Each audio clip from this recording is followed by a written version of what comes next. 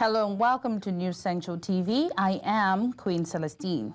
Here are some stories making rounds beyond the continent. All eyes are on the U.S. state of Alaska, where a high-stakes meeting between President Donald Trump and his Russian counterpart, Vladimir Putin, is only moments away. With the resolution of the Ukraine war top on the agenda, the Kremlin has said the meeting could last up to 7 hours. Spokesman Dmitry Peskov also says Trump will meet Putin at the steps of the Russian president's aircraft when it arrives in Alaska. Earlier, President Volodymyr Zelensky accused Russia of continuing to perpetrate killings, but said Ukraine was counting on America. Війна триває саме через те, що немає не тільки наказу, але й сигналів про підготовку Москви завершувати цю війну. В день перемовин вони теж вбивають, і це багато говорить. Meanwhile, both the US and Russia are singing discordant tunes ahead of the Alaska summit.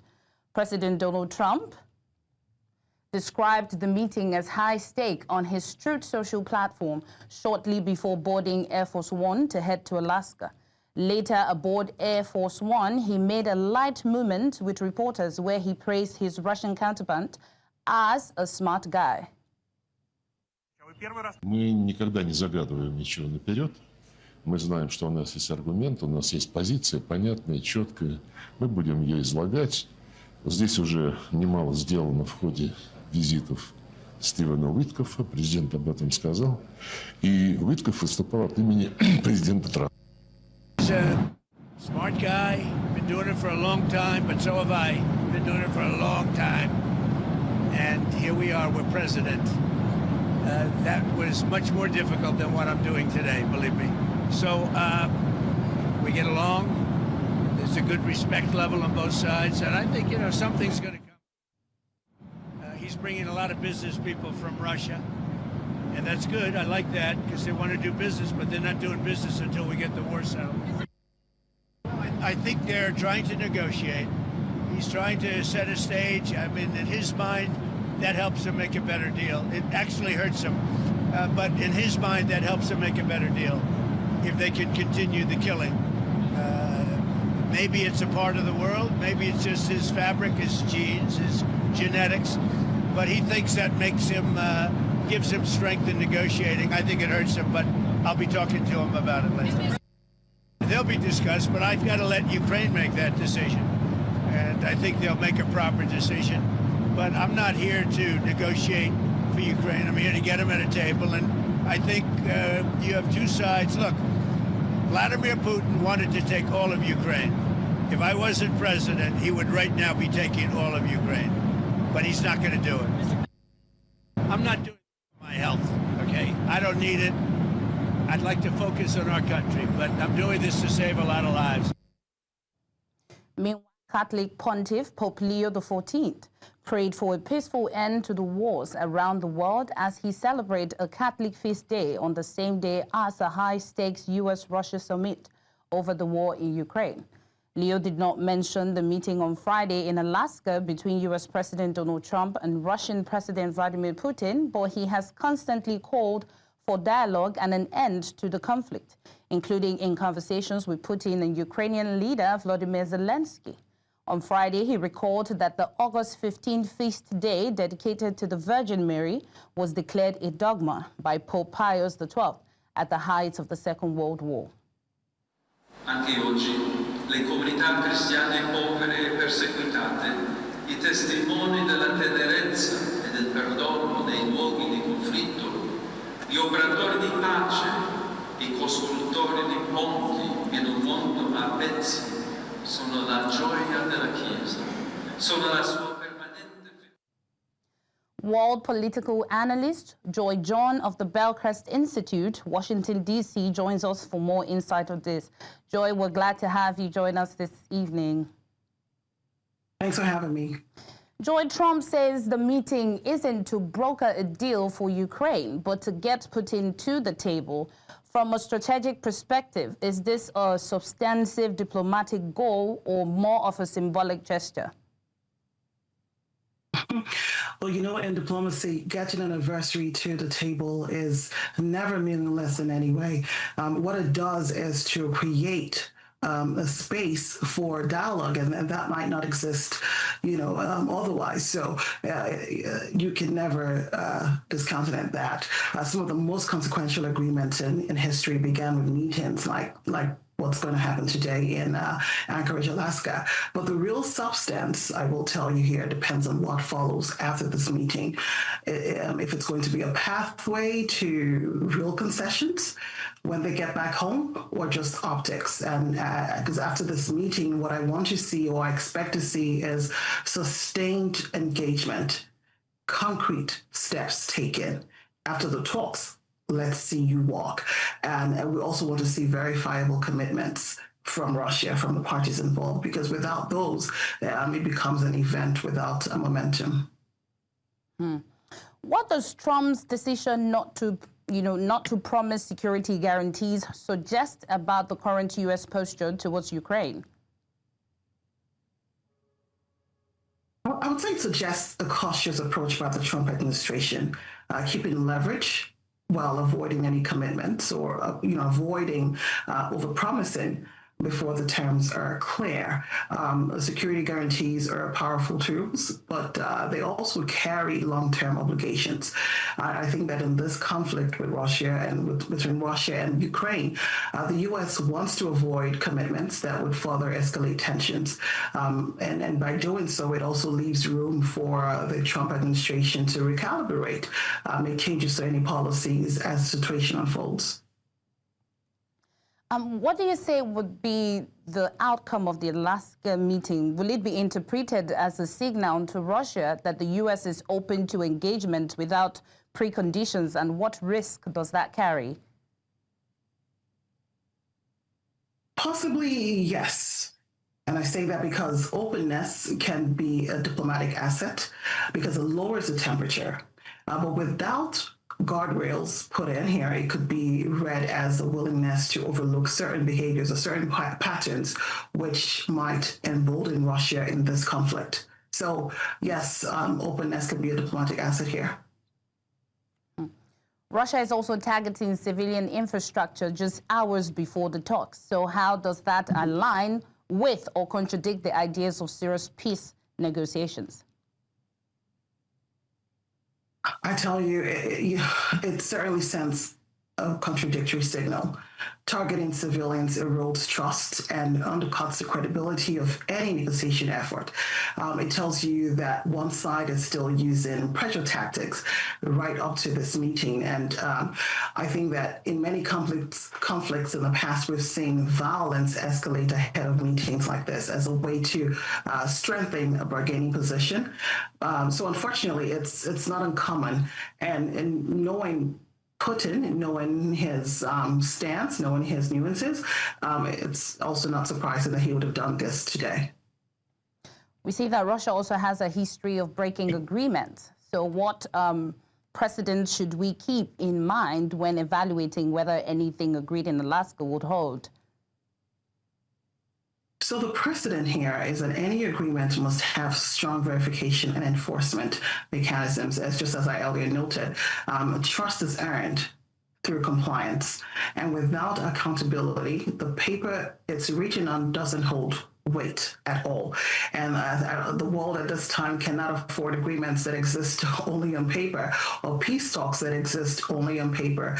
We want accountability and knowing that,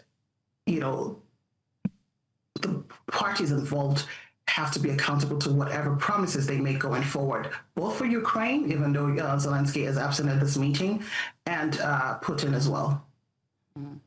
Joy, if this summit fails to produce tangible results, what are the likely repercussions for U.S. credibility, NATO unity, and Ukraine's security?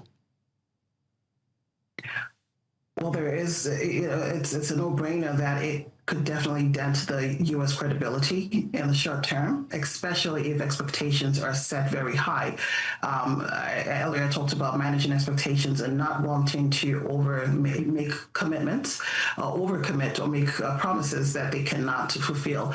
NATO on its own end can face internal disagreements among member states over how it responds if the Alaska meeting does not go well. Some countries could push towards more talks towards Russia or more actions towards Russia. And the difference in approach can create friction inside the alliance, especially when, unity is one of NATO's greatest strengths. For Ukraine, on the other hand, I think they would still live under constant threat. Allies may begin to doubt the impact of such talks, if it's worth it. And that kind of uncertainty could also embolden Russia to press its advantage because it's put a crack in that relationship there. President Trump this morning, before leaving for Alaska, said that if the talks don't go as planned, he gets back on the Air Force One back to Washington. So we'll just wait to see how the meeting goes. It's going to be a very long day today. Thank you so much, Joy, for joining us at this time. Thank you for having me. Now let's go on a short break. When we come back, 1 dead and several injured as gun violence hit Sudan. Details of this and more after the break. Join us again. More migrant survivors have been rescued off the small island of Lampedusa in Sicily. 317 of them are now in the Center for Pre-Identification and Medical Assistance. Italian authorities searched Thursday for migrants missing at sea after 2 crowded boats sank off the island of Lampedusa, killing at least 27 people. Post-mortem examinations confirmed that those 23 died of drowning. UN officials confirmed 27 dead so far. At Lampedusa's cemetery on Thursday evening, where many of the bodies are being kept, some women came and left flowers and prayed for the dead. La situazione in generale. Ok, all'hotspot attualmente sono presenti 317 ospiti, le nazionalità prevalenti sono Bangladesh, Egitto e Somalia. Ci sono circa 36 donne, 232 uomini, considerando che sono in corso le procedure di preidentificazione degli ultimi 2 sbarchi. Dalla mezzanotte abbiamo avuto un evento.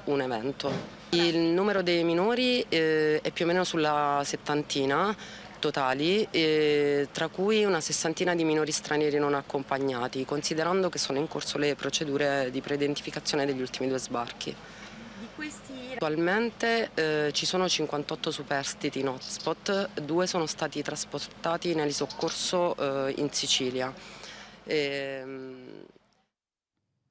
Local officials in Pakistan are reporting more than 150 people have died in flash floods in a single day, adding to an ever-growing death toll this summer as South Asia battles with a devastating monsoon season. According to the Provincial Disaster Management Authority, most of the deaths on Friday occurred in the northwestern region, including at least 78 in the district of Burma, home to a noted Sufi shrine. Most fatalities were caused by collapsed homes and by flood waters sweeping people away. In a market town near the shrine, muddy torrents inundated shops and houses. From nearby mosque, clerics called on loudspeakers for divine help, urging residents to pray for safety. Flash flood survivor Arun Sar describes scenes of chaos as a sudden cloud burst and flood struck City Village. The downpour sent ruins crashing down on the community, burying pilgrims and local residents, with at least 56 dead and some missing. Heavy monsoon rains have triggered landslides and flash floods across northern Pakistan, leaving at least 169 people dead in the last 24 hours, national and local officials said. Funeral prayers began in a paddock nearby, with people grieving in front of several bodies covered by blankets. The Meteorological Department has issued a heavy rain alert for the Northwest, urging people to avoid unnecessary exposure to vulnerable areas. बैठे हुए थे चाय पानी जैसे P रहे थे तो एकदम से पहाड़ देखे गिरे एकदम धड़ाधड़ तो भागने को कुछ चांस ही नहीं था तो मेरी बहन उन सब दबा गया मलबे में नीचे में तो रेस्क्यू टीम में वगैरह सब निकाल के बाहर भेजा तो पहले पता चला कि यहाँ पे आया भेजा रहा फिर यहाँ पे किश्तवाड़ इस जगह का नाम किश्तवाड़ बता रहे थे यहाँ पे भेजे वहाँ ढूंढे तो मिला नहीं वहाँ पे ढूंढते फिर वहाँ डॉक्टर साहब ने बोला कि अब किश्तवाड़ चले गए 2 लेडीज अब जाओ उधर फिर सब मेरे पीछे रह गए सभी टीम वहाँ पे बस 200-250 यात्री बैठे हुए थे नंगर के काली मंदिर के पास ही वहीं पे बैठे हुए थे तो 11:30 बजे का टाइम था जा रहे थे वापस आ रहे थे माता का दर्शन करके 11:30 पौने 12 बजे के बीच में हुआ ये The sister of a murdered Colombian senator, Maria Torbe, has declared that she is setting her sights on preserving his legacy. Senator Miguel Uribe, a presidential hopeful, died 2 months after being shot in the head in a targeted attack which shocked the South American nation. The 39-year-old was hit by 3 bullets, 2 of them in the head and 1 in the leg, at a campaign rally on the 7th of June in the capital, Bogota. A teenager was later arrested on suspicion of carrying out the shooting. No, pues muy doloroso. Yo creo que Colombia hoy amanece de luto y lo que buscamos es realmente que podamos superar la violencia. A nadie le conviene vivir en un país violento, ¿no? Que él pretendía unir al país, convocar a distintas fuerzas para realmente buscar poder poner en práctica esa visión de Estado que él tenía, ¿no? Y definitivamente, pues, con eso me quedo, ¿no? Con su legado de unión, de visión de futuro, de un país seguro para todos. Y era rechazar cualquier tipo de... 2 people were injured in a shooting during Friday prayers at a mosque in the southern Swedish city of Örebro.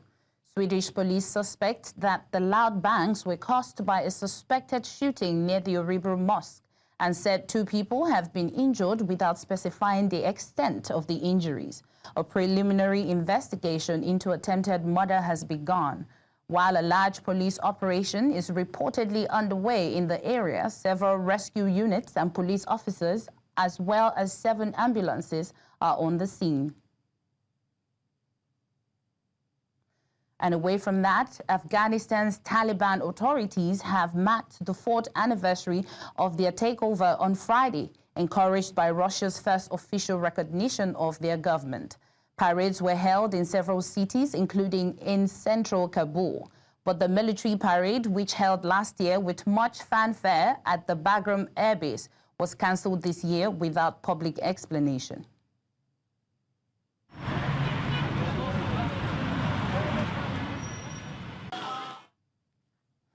Millions of Shiite pilgrims from inside and outside Iraq are marking Arbain, the religious festival that commemorated the end of the 40-day mourning period for the 7th century killing of the Prophet Muhammad's grandson, Imam Hussein, in Iraq's central holy city of Karbala.